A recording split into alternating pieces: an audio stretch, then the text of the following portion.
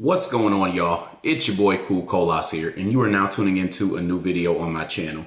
But before we get on to the topic for today, I would love for you to do a few things. Hit the like button, hit the subscribe button, hit the share button, share this with all your friends, family, and anybody else who you believe will like this video topic for today. And then hit the bell icon so that you get notifications for whenever I come out with new content on this channel. When everything is done, I would love it if you would leave me a comment below. That way I can get back to whatever it is that you had to say to me about the topic. For today's topic, I'm going to be talking about the movie Divorce in the Black that was made by y'all's boy Tyler Perry. Now, I'm not going to do a full review on this movie. Matter of fact, I'm not going to do a review at all. I'm going to talk about something that I noticed in this movie that is showing up as somewhat of a pattern. But let me just kind of take it back. What I noticed is that this is not something that just happens a lot in Tyler Perry movies. This also happens quite a bit in black classic movies that a lot of us enjoyed when we were younger. They tend to write the movie by focusing on what they want you to see as the problem while shrouding all of the real problems in mystery. So a lot of times in Tyler Perry movies, they tend to make a menacing black man the villain.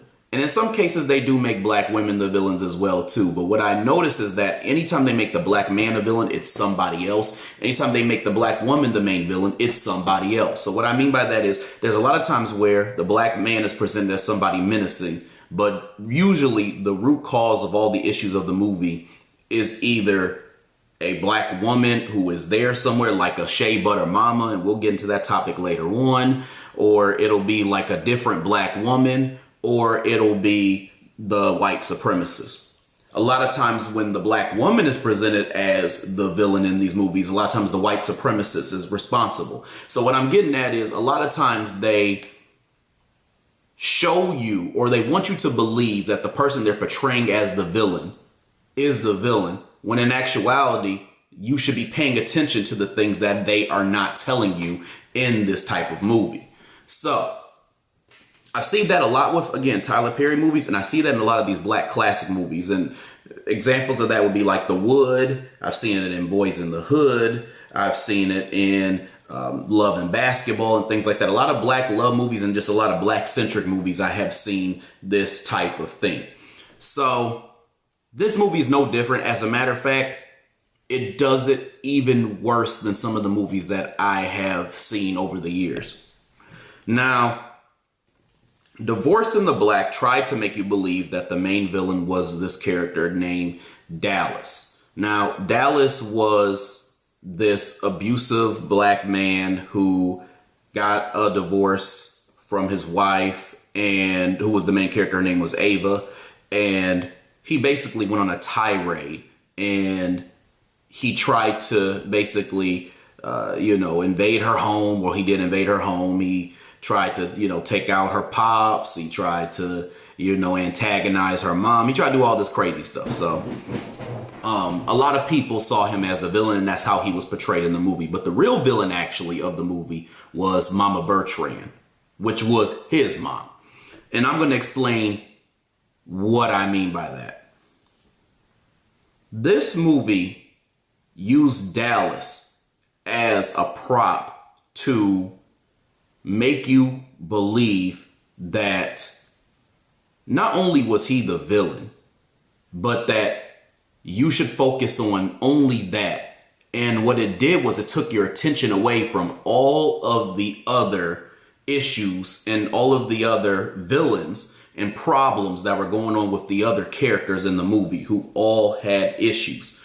But again, he was the main one that was painted as somebody who was evil. When it comes to the Dallas character, the first thing that I noticed is that they made this character almost beyond belief. They made it so that his behavior, actions, and things like that were so over the top. The only thing that you focused on was him being the villain. But they also did something interesting, which is they attached common narratives that we hear on social media to this character that also seemed realistic. So there's a lot of taking elements that were just totally unrealistic and then mixing them in with realistic elements in order to try to create messages. Because Dallas in this movie was seen as a paradigm, or at least the perceived paradigm that they were trying to create for black men, that we are individuals who want to avoid therapy like the plague. So he was basically the husk for the black man who has a lot of toxicity, doesn't want to talk about all of his issues and things like that, and doesn't want to be held accountable when he goes to therapy. That's kind of like the idea of what they were trying to push with this character. But at the same time, they also made him not believable, because there's no way in hell a black man would literally, first of all, live in a trailer park. Now, obviously, there are black people in the country, and there are black people in the South, and there are black people who live in the middle of nowhere, right? But the reason why this was unbelievable is because it's as if they tried to make him seem like he was just a white hillbilly who was painted black. And that's really about it. What was also interesting and not believable from my perspective was that he was friends, or one of his best friends was a man who lived in the city of Atlanta. He was a young professional. He was classy. He was a lawyer, and he had all this stuff going for him. Why would he be associated with and friends with a black man who is abusive, who is disrespectful, who is a hillbilly painted black? It just really didn't make any sense. So they didn't really, again, so they tried to add in elements that were nonsensical while trying to create other narratives in order to send these different messages. So that was one problem that they had that I felt like was beyond belief. The other reason why I felt like this character was beyond belief is because even if a man, like a black man in this example, is abusive, what he's not going to do, typically, what he is not going to do, and this is like 99% of the time, is go and hunt down that woman's mother and then try to accost her. It's just not believable. He's not going to go everywhere in the world where he could get caught up, where he could get the police caught on him because he already has a restraining order on him and all this other stuff. Now, he might still try to antagonize that woman, and he might even try to offer. So I'm not saying that that's not a thing. What I'm saying is that he wouldn't do all the stuff that he did. He wouldn't go to this other dude's farm and then kill all of his animals. Like, it's just, they made it so comical. It just wasn't believable. But then what they did was they wanted you to pay attention to all these tricks and these antics and things like that so that you wouldn't focus on all the issues with the other characters. So let's kind of go into that for a second. So, why, first of all, did nobody pay attention to the Ava character and her parents? Notice that they had somewhat of a codependent relationship because they did this thing where they tried to make the parents seem like they were good, just moral people. But when you really think about their behavior, they were very controlling. They babied Ava. They didn't pay attention to Ava while she was young. And on top of that, too, they also were very gossipy and judgmental. So they were the types of people like, you have them parents, them old niggas who, they learn something about you, or they hear something about you, good or bad, and they tell the whole town, they tell everybody else, they tell all their friends, they tell everybody, about your business, basically.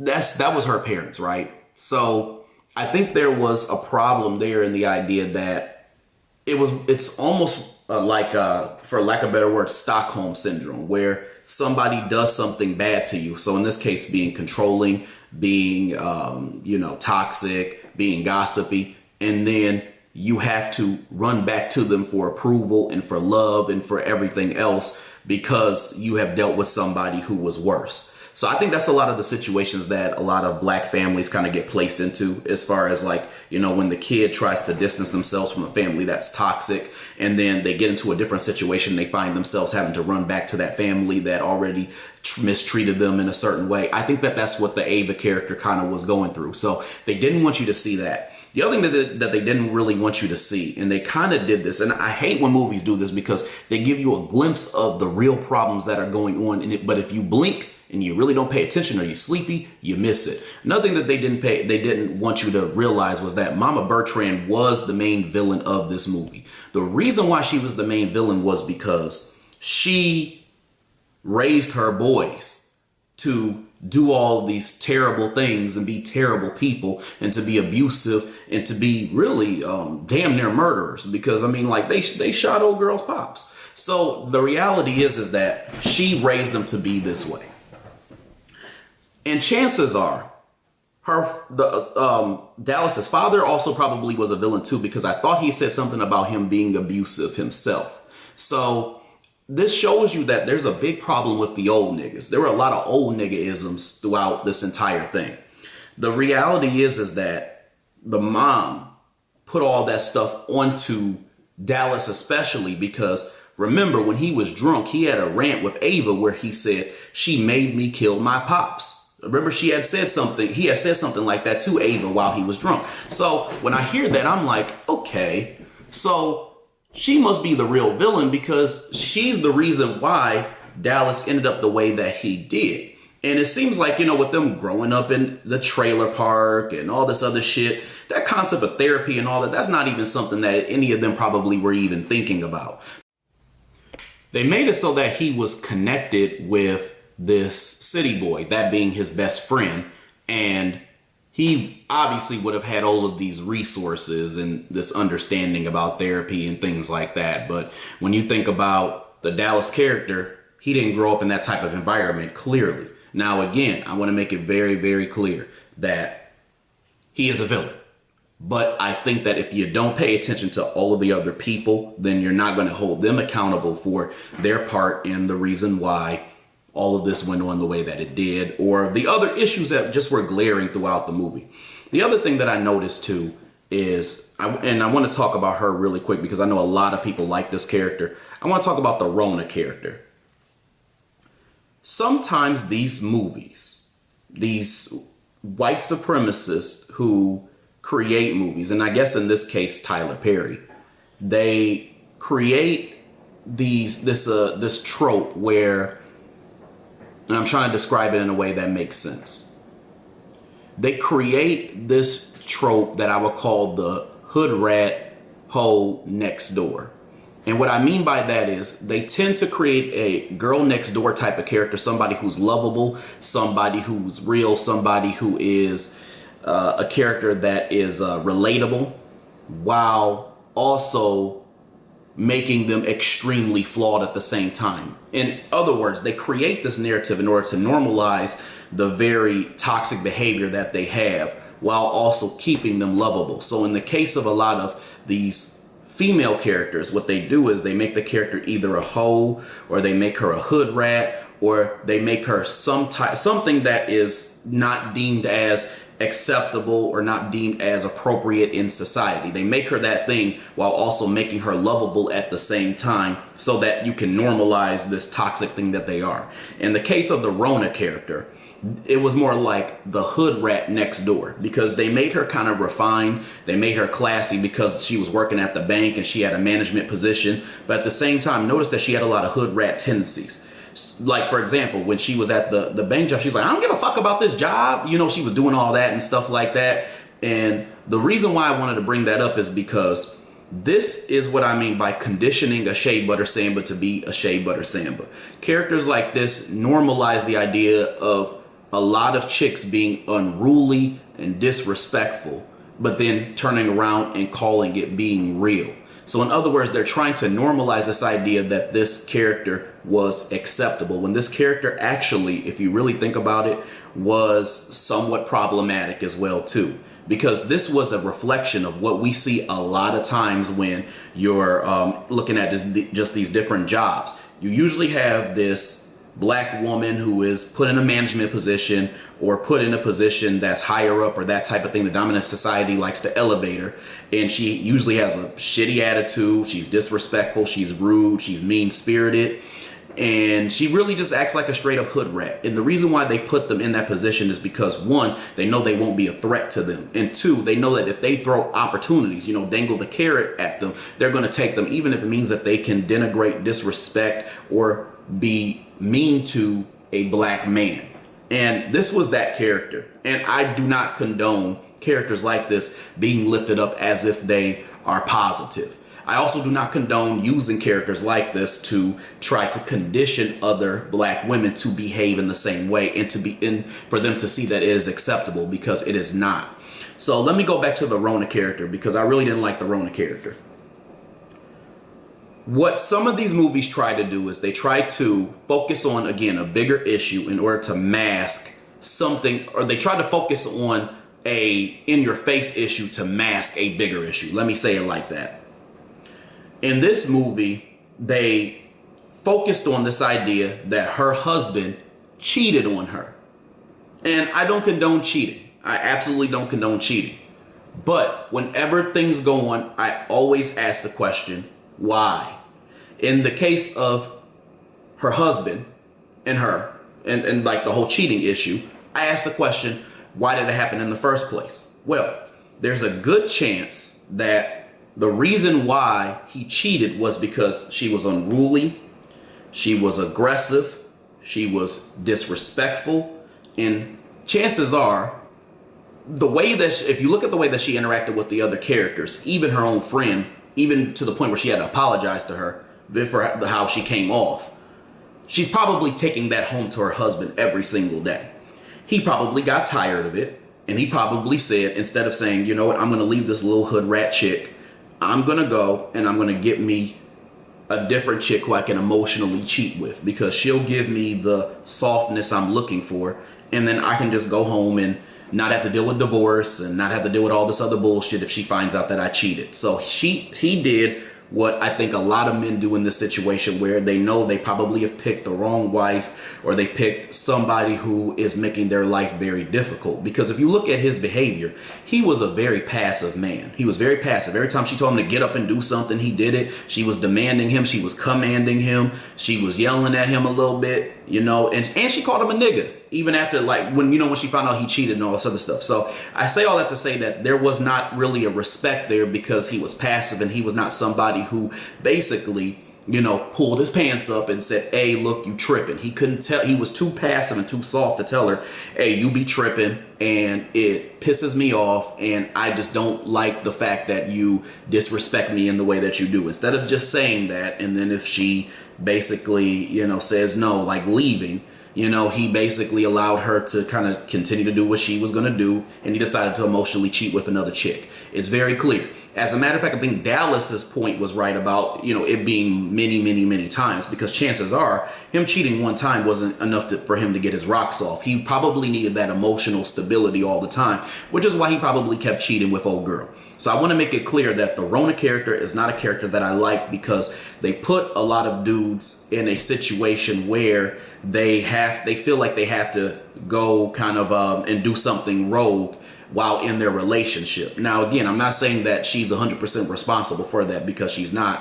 What I'm simply saying is that I think when dudes realize they picked the wrong chick, it's better for them to just cheat and try to find happiness somewhere else with somebody in a relationship than it is for them to go through the divorce and the splitting of everything and all this other stuff. And the way that she was acting, she would have came for everything. Because remember, even when she was talking to Ava about Dallas, she said, like, if that was me, I would come for every motherfucking thing that he has. She even said that herself. So that's why I said that she would have brought that to her marriage. And they didn't focus noticeably on the dynamic of them outside of her bossing him around all the damn time. So that's why I said that the Rona character was a character that I really did not like, because of the fact that she teaches a lot of sisters to behave in an unruly way and it be seen as acceptable. And the reason and the way they can justify it is by saying that they're keeping it real, quote unquote, or they are just being a good friend, and that's just how they are. So I don't have a problem with the keeping it real part. I have a problem with the normalizing her being unruly and ghetto while also trying to have somewhat of a classy behavior. They're trying to normalize these two things and smash them together in a character. And they've done it in a lot of other series as well too. But this is one of the ones where this is one of the movies where they've done it probably the worst. Now, outside of all of the things that I've seen in this movie, the one other thing that deal with black people, another thing that I noticed about this movie is that the white characters were almost treated like they were helpless. They almost came off like they didn't know how to deal with the black people and the way that they were acting. Like, for example, when Dallas was in the supermarket and he was antagonizing Ava's mama, and then the white clerk, she didn't know what to do and stuff like that. She was all scared and shit like that of Dallas. And then you had like the white dude at the bar who was talking about how she would have kicked Dallas out and stuff like that if it wasn't for Ava and all this other stuff. See, Tyler Perry also has a habit of making it seem like the white people are innocent bystanders, or they're just sidekicks, or they're just people who are totally helpless in the face of black people who are menacing. When we know good and well that if a white person felt like a black person either was causing a danger to them or they were just minding their own business, they would have been carrying it up. They would have been kenning it up. The first thing they would have done was they would have been calling the police so that officer could have came there and killed that black person or whoever was around with impunity. That's all it would have been about. It's not them being like the helpless sidekicks of the black people or the innocent bystanders who could be victims as well too. It's never like that. As a matter of fact, a lot of the trauma that we see are the issues that we see are actually caused by the dominant society in general. So in other words, when you see a lot of black people and they're in a situation where they're poor or they're living in the hood or that type of thing, that's because of what the white supremacist has done to negatively impact black people and put them in areas where they do not have resources to be able to sustain themselves. So they end up basically doing a lot of different things to each other. So that's what they do is with movies is they portray the results of the dominant society impacting black communities and then basically maldistributing their resources and whatnot. So that's another thing I really don't get with. Outside of all these tropes, I felt like this movie just wasn't good. The writing was all over the place. I could just tell that this was a movie that they tried to lean on the fact that it was they had some actors who were pretty decent, and it was again repetitive. So I've been seeing like that a lot of Tyler Perry movies, they kind of show the same story over and over again. You got this villainous black man, this black woman who's been victimized, and this Captain Save-A-Ho who comes in and tries to fix every single thing that's going on with this black woman who has been victimized or who has been mistreated. So I see that quite a bit. So I think that when it comes to a movie like this, a lot of people are going to focus on the fact that it's a black movie and Rotten Tomatoes gave it a 0% rating and all this other stuff. But the reality is that we really need to focus on the bigger issues with this movie. They created agendas that were harmful. They tried to mask the other bigger issues that actually were going on in the movie. It had terrible storytelling, and ultimately it was repetitive, and it's something that we've seen over and over again from Tyler Perry. And let me be clear about Tyler Perry, because I've seen a lot of people get upset about people who criticize him. Tyler Perry is the type of person who profits off of simple-minded Negroes, old Negroes, and shea butter sambas who will buy right into his product. And because they did, he has a ton of money. But he's not creative. And he is certainly not a good writer. So what that tells you is that you don't need to have all of this great creativity to be a big success. You just need to know how to manipulate and profit off of people so that you can have your own personal success. The other reason why I don't like what Tyler Perry is doing is because of not just because of how he writes his stories, but because of who he is outside of, the stories that he writes. You can tell he's not justice oriented. He doesn't even want to tell his kids about racism. Remember, I don't know if you all heard about that. And then he was pushing the jab as well too back in 2020. So, I have all these reasons why I'm not really a big fan of him or what he does. But ultimately, I just wanted to kind of put out there what are my issues with the things that he tends to put out into his work and everything like that. So other than that, y'all, I hope you all enjoyed this video. I hope you enjoyed what I had to say. And I hope you all, definitely hit a like on this video, like I said, because there is going to be a lot more to come, and give me a subscribe as well, too. But other than that, I hope y'all have a good rest of y'all's day, and I'll talk to you later. Peace.